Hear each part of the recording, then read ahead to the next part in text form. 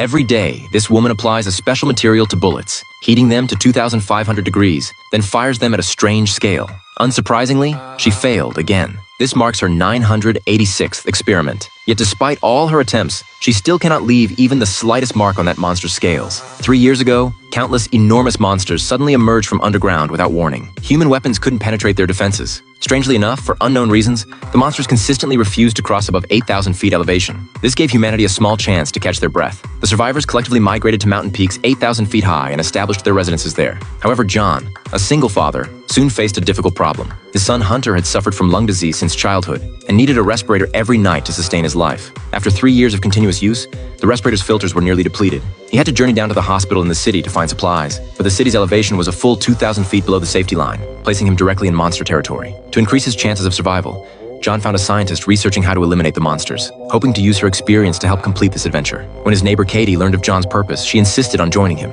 John tried to prevent her, but Katie gave him no chance to refuse, stating she didn't want to live up there forever. After discussing their route, the three began their adventure. When they reached the warning line, Sarah immediately took out a tracker to monitor monster activity. This was her invention based on monster characteristics. If monsters appeared nearby, the gauge's needle would swing wildly.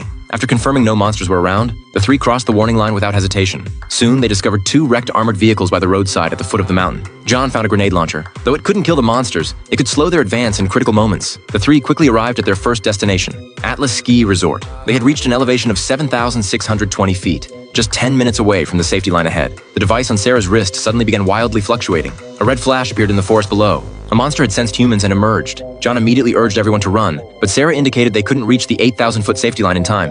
The best option was to try riding the cable car up. John hurriedly climbed into a nearby power room to start the cable car, while Sarah and Katie remained behind to buy him time. When the light on the monster disappeared, Katie fired a grenade in its direction without hesitation. The shell missed, so she fired another one. This time it hit the monster precisely, but the creature remained completely unharmed. The enraged monster charged toward them. Seeing the danger, Katie decisively turned and ran.